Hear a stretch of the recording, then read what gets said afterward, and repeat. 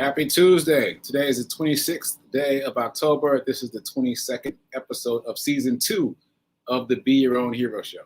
Hero is an acronym. It means helping everyone reaps optimism. In other words, helping others helps you. It's a reciprocal action.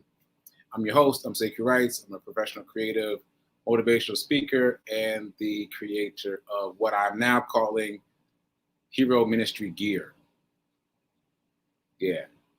I feel like Hero Ministry gear is the clothing and the Hero Ministry is the overarching thing. So that's just a peek into my brain, how I've been thinking about this recently. Anyway, this is my effort to inspire and uplift the unhoused, the Hero Ministry as an overarching thing. Quick disclaimer, I am not a certified personal trainer, nor am I a licensed financial advisor, so take my advice with a grain of salt. Shout out to the New Thought Media Network for allowing me the space and opportunity to be here and talk about my journey of becoming my own hero. So if this show provides any value for you, like, comment, share, make a donation, buy something from the Hero Ministry gear store. Ooh, that's a lot to say. Let me work on that a little bit. Anyway, please support. Okay, so Hero Ministry news right off the bat. Today is day 148 of my Hero Charity Run. It's also day 46 of my Hero Charity Run. So that's 148 days of me running every single day since the first day of June, at least a mile a day. 0 days off since June 1. Boom. And 46 days of me running at least a 5K every day for the past 46 days in a row. That's pretty exciting. All that said, I don't know what it's not Tally Thursday yet anyway. I'm giving myself till Tally Thursday to do the numbers. So I don't know what my numbers are yet in terms of mileage. But reminder, our goal is 500 miles run and $5,000 raised by December 4th. I know I had initially said by the end of the year, but the 4th annual Hoodies for the Homeless event, which is the event where I launched Hero Hoodies a year ago. Yeah, I still can't believe that. But a year ago, it's only been a year. So that event is earlier this year. This year is December 4th. And so I would love to, I plan to be able to donate to all 8 nonprofits on December 4th, that monumental day. A number of the other nonprofits that work with the unhoused are involved in that event. So that makes the most sense. Oh, and First Baptist Church Capitol Hill is now involved in that event too. Last year, they were involved through me, and this year they're involved on their own. And I'm all off topic, but also First Baptist Church Capitol Hill, which is my mom's church in Nashville, Tennessee, has also created a relationship with another of the 8 nonprofits that I work with. So it's spreading. And those of you who have been watching Sip with Rev Melissa and Living Life and Joy know that Reverend Melissa has interviewed at least 2, if not 3, of the nonprofits that I'm donating to. So anyway, the word is spreading, the news is spreading, the good vibes are spreading. So please, please, please continue to be involved in this Hero Ministry in whatever way you see fit.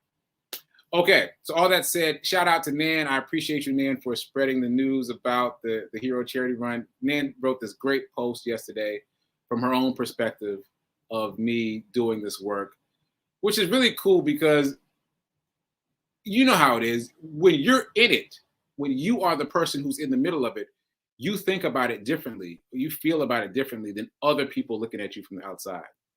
And so that's a good reminder. Like those of you that watch my run report, my daily run report, know that sometimes I say the number of days that I've been running and the number of days that I've been running a 5K. And every once in a while, not every day, but every once in a while, I hear it. I'm like, wow.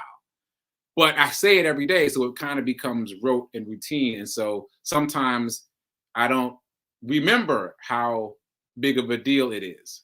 So it's nice to have an outside perspective is my point. Shout out to Nan for doing that. And please, those of you who are interested, just write up whatever this is for you and share it on your social media, share it via email, spread the word so that we can reach this goal of $5,000 by December 4th, because that's going to come up like that.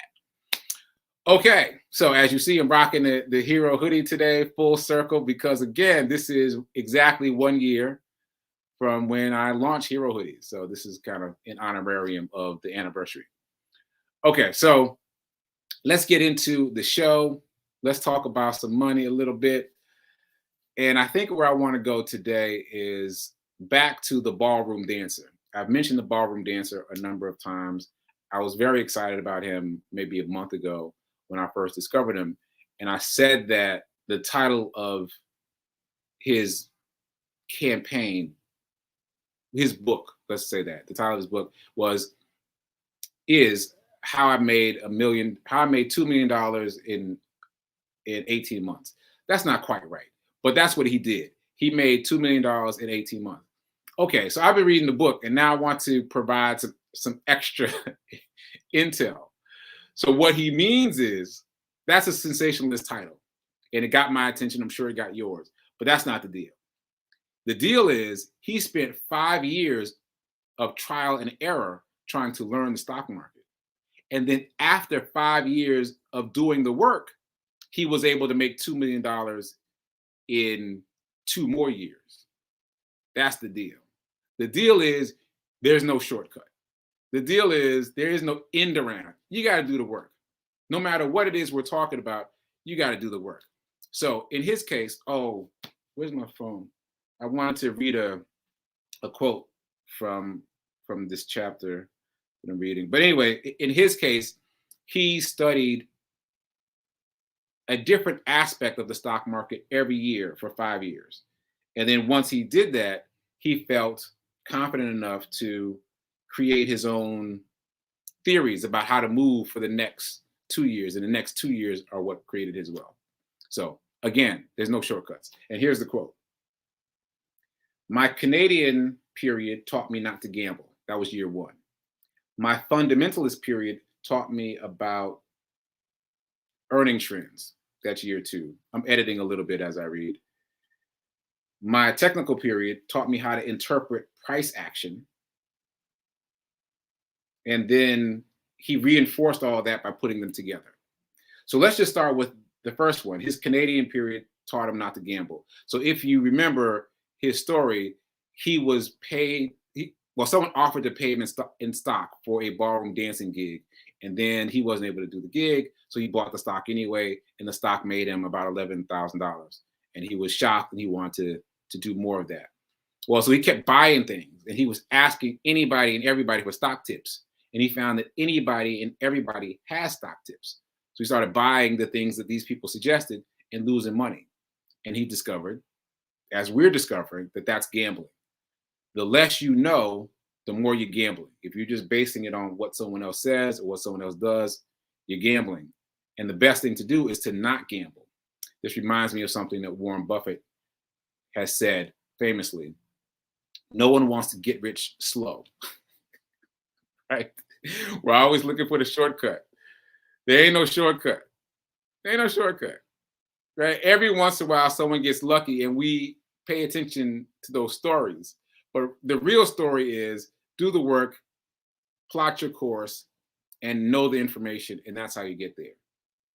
So I have identified 3 levels of gambling for me because I feel like what we're all doing is gambling a little bit. Like being in the stock market is a bit of a bet, but it's not as unsafe as it appears to be from the outside. Like once you're in it, as I hope everyone is now, you see that it's not as unstable, it's not as volatile as we've been led to believe.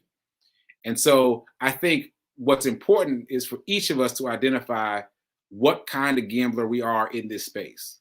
Like, are we a bet on a sure thing kind of gambler?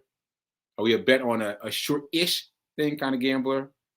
Or are we a bet on a long shot kind of gambler? And those are things that I just came up with. But I feel like they're kind of accurate. And I feel like we've already covered this. So if you're a bet on a sure thing kind of person, then buy index funds. Done. That's it. Go get the S&P 500. Get Vanguard's VOO, which is their version of the S&P 500. Just buy index funds. Index funds have literally 500 companies inside the index fund. And those companies are vetted by people who are way smarter than us. And so we can just ride the coattails of the work that they've already done. Easy. So that is the surest thing in this space. And then I feel like the next level up in terms of being a sure-ish thing is what we talked about in terms of growth stocks, FANG. So FANG, again, is an acronym that stands for Facebook, Apple, Amazon, Netflix, Google. Right? These are massive companies, but they weren't always massive. They're massive now, and we expect them to do better. So again, that's a relatively safe bet. Now, there are people who invested in FANG early on, and those people had to really believe.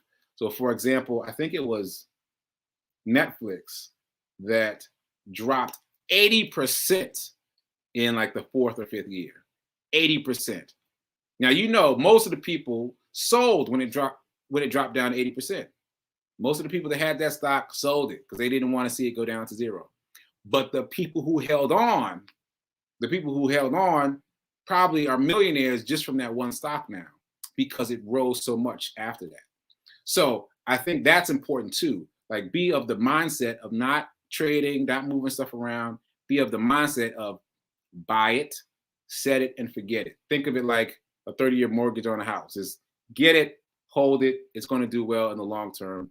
Index funds are going to do really well, and FANG, I think, will continue to do well.